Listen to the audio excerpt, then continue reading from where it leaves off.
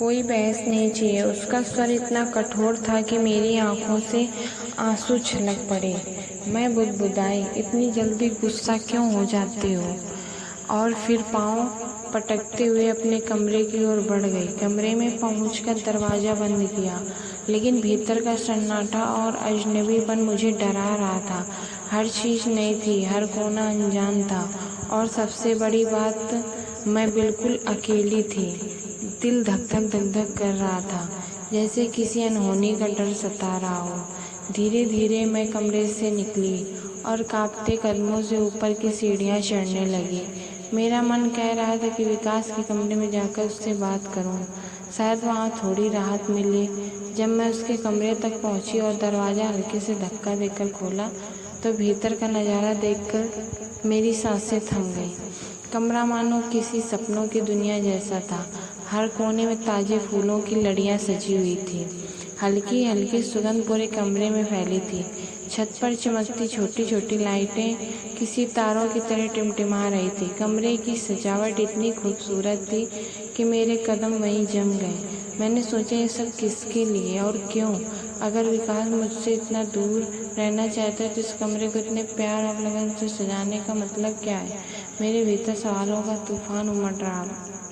जैसे ही मैंने कमरे के भीतर कदम रखा, अचानक ऊपर से फूलों की बरसात होने लगी। गुलाब की पंखुड़ियाँ मेरे बालों, चेहरे और हाथों पर गिरती चली गईं। चारों तरफ से आती खुशबू कमरे को और भी स्वप्निल बना रहे थे। यह सब किसी फिल्मी दृश्य से कम नहीं लग रहा था, लेकिन मेरे अंदर कोई खुशी नहीं थी। मेरी आंखों में चमक नहीं, बल्कि गुस्से की लपटें थीं। मेरे मन में एक ही सवाल बार बार उठ रहा था, मैं इतनी सज धज कर किसके लिए आई हूँ? किसके लिए फूल, ये रोशनी, ये सजावट? उस इंसान के लिए जो मुझे देख ही नहीं सकता। दिल में कसक और नाराज़गी आग लिए मैं कमरे के भीतर बढ़ी। वहाँ खड़े विकास को देखते ही मेरे होठों से बगैर सोचे समझे कठोर शब्द निकल पड़े, मुझे अकेले नींद नहीं आ रही है, मैं यहीं सो जाऊंगी। विकास ने शांत स्वर में बिना किसी भाव के कहा, जैसा आपका मन। उसका ये जवाब मेरे गुस्से को और भड़काने वाला था। मुझे लगा उसे मेरी मौजूदगी से कोई फर्क ही नहीं पड़ रहा। वह ना खुशी दिख रहा था, ना शिकायत। मैंने व्यंग से भरे स्वर में कहा, मुझे कपड़े बदलने हैं, बताइए कहाँ है? विकास ने हल्के से हाथ उठाकर कमरे के एक कोने में रखी अलमारी की ओर इशारा किया। वहाँ रखें, जो मन आए पहन लो। उसकी इस ठंडी प्रतिक्रिया ने मेरे भीतर और चुभन भर दी। मैंने और भी तीखे स्वर में कहा, और बदलने की जगह मैं यहाँ कैसे बदलूंगी? वह फिर उसी शांत लहजे में बोला, अलमारी के पास ही एक चेंजिंग रूम है, अंदर जाकर बदल लो। उसकी हर बात इतनी साधारण थी, मेरे कान में उतनी ही चोट कर रहे थे। मैं गुस्से में बुदबुदाई, क्या फ़र्क पड़ता है, मैं यहीं बदल लूँ तो? वैसे भी तुम अंधे हो। ये शब्द मेरे होठों से तीर की तरह निकले और सीधे विकास के दिल में जा धंसे। मैंने साफ महसूस किया, मेरे कठोर वाक्य ने उसे भीतर तक चोट पहुंचाई है। एक पल को उसके चेहरे की मांसपेशियां हल्की सी कांपी, ओठ थरथराए, लेकिन उसने कुछ नहीं कहा। मैं ठिठक गई, दिल में एक हल्की सी बेचैनी उठी। ये कुछ बोल क्यों नहीं रहा? माँ तो कह रही थी ये बहुत गुस्से वाला है, फिर ये चुप क्यों है? कहीं से मेरी बात बुरी तो नहीं लग गई? लेकिन मेरे अहंकार और नाराज़गी ने मुझे आगे सोचने का मौका ही नहीं दिया। मैं बिना उसकी ओर देखे चेंजिंग रूम में चली गई। अंदर जाकर जब मैंने अपने भारी लहंगे को उतारा तो हाथ अपने आप कपड़ों के जोर से इधर उधर फेंकने लगे। गुस्से में मैं हर चीज़ को पटक रही थी। दुपट्टा जमीन पर गिरा, गहनों को उतार कर मेज पर पटक दिया, जैसे उन चीज़ों पर अपना गुस्सा उतार रही थी। मन ही मन सोच रही थी, कितना अजीब है ये रिश्ता। मैं एक ऐसे आदमी के साथ क्यों बंधी हूँ जिसे मेरी परवाह ही नहीं, न उसे मेरे सोचने समझने का मतलब है, न मेरे गुस्से का। माँ ने कहा था गुस्से वाला है, मगर ये तो जैसे पत्थर हो, एक शब्द तक नहीं बोलता। कपड़े बदलने के बाद मैं गहरी सांस लेकर बाहर आई। कमरे में कदम रखते ही मेरी नज़र अनायास विकास पर पड़ी। वह वहीं बैठा था, उसी सन्नाटे में, जैसे मेरी हर बात उसकी आत्मा को छू गई हो। पर उसने अपने चेहरे पर कोई भाव आने ही नहीं दिया। मैं चाहती थी कि वो कुछ कहे, मुझे टोक दे, डांट दे या गुस्से में फट पड़े, कम से कम मुझे लगे कि उसकी भावनाएं उसे मेरी बात बुरी लगी है, लेकिन उसकी चुप्पी, उसकी सहनशीलता मुझे और बेचैन कर रही थी। मैंने जोर से अलमारी का दरवाज़ा बंद किया, बिस्तर की चादर को खींचा, तकिया फेंका और फिर भारी कदमों से जाकर बिस्तर पर लेट गई। बिस्तर की मुलायमियत भी मुझे चैन नहीं दे पा रही थी। आंखें बंद करते ही वह सवाल घूम रहा था, ये गुस्सा क्यों नहीं करता? पर यह सच में इतना बेजान है, या फिर इसके भीतर का दर्द इतना गहरा है कि वो मुझे दिखाना ही नहीं चाहता। विकास अभी भी चुप था। उसका मौन मेरे गुस्से से कहीं ज़्यादा भारी लग रहा था। कमरे की दीवारें भी जैसे उस खामोशी को गुंजाकर और डरावना बना रही थी।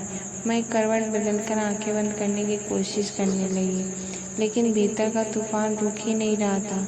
गुस्से, उलझन और अनजाने डर की मिली-जुली लहरें मुझे घेर रही थी।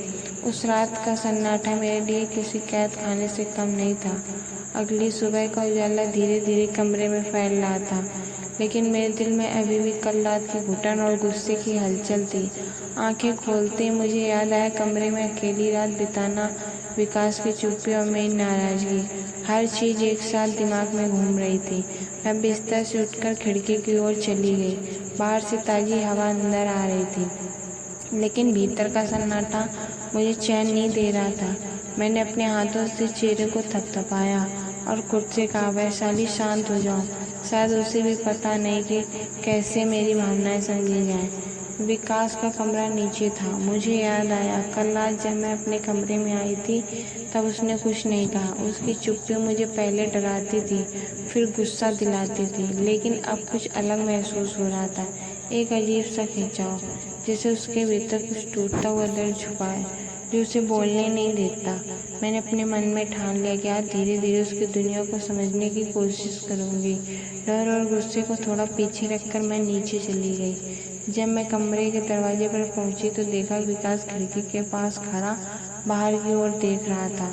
उसकी पीठ सीधी थी, हाथ पीछे और चेहरा गंभीर, जैसे कि वह अपने भीतर किसी अतीत से लड़ रहा हो। मैंने धीरे से कहा, सुप्रभात। विकास ने पलटा और मेरी ओर देखा।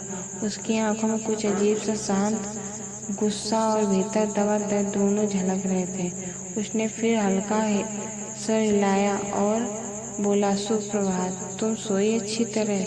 मैंने हल्की मुस्कान दी और मन ही मन सोचने लगी, ये गुस्सा नहीं, अंदर का दर्द है जो उसे व्यक्त नहीं करने देता। धीरे धीरे मैं उसके करीब गई। हमारी आंखें मिली। पहली बार मैंने महसूस किया कि उसकी चुप्पी सिर्फ कठोरता नहीं, बल्कि उसके अंदर की संवेदनशीलता का हिस्सा है।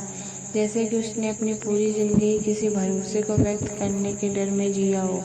मैंने हिम्मत जुटाकर पूछा, कल रात तुमने कुछ कहा नहीं? क्यों? विकास ने कुछ पल आंखें झुकाकर रखी, फिर धीरे से बोला, मैं नहीं चाहता कि क्या कहना चाहिए। मैं चाहता था कि तुम आराम करो, लेकिन मैं नहीं चाहता कि मेरी बातें तुम्हें और परेशान करें। इतना स्वर इतना साफ और गंभीर था कि मेरे गुस्से का ठोस आधार धीरे धीरे पिघलने लगा। मैंने सोचा, ये आदमी सच में मेरी परवाह करता है, बस उसे तरीका नहीं आता। मैंने हल्के स्वर में कहा, मुझे लगता है कि तुम मुझसे नाराज हो, इसलिए चुप रहे, पर अब लगता है कि तुम बस सोच रहे थे। विकास ने सिर हिलाया और आंखें थोड़ी नम हो गई। हाँ, और सच कहूँ, मैं कभी किसी के सामने अपने दर्द को नहीं लाया। मुझे डर लगता है कि लोग उसे गलत समझेंगे, इसलिए मैंने चुप्पी अपनाई। उसकी बात सुनकर मेरे भीतर का गुस्सा और डर दोनों गायब होने लगे। मेरे होठों पर हल्की मुस्कान आई। मैंने आगे कदम बढ़ाए और धीरे से कहा, तुम्हें अपनी भावनाएं दिखाने का डर है, मुझे समझ आ गया, लेकिन मैं तुम्हें गलत नहीं समझूंगी। मैं यहाँ हूँ, तुम अकेले नहीं हो। विकास ने पहली बार मेरी ओर देखकर हल्का मुस्कुराया। उस मुस्कान इतनी छोटी थी, फिर भी मेरे दिल को गर्माहट दे गई।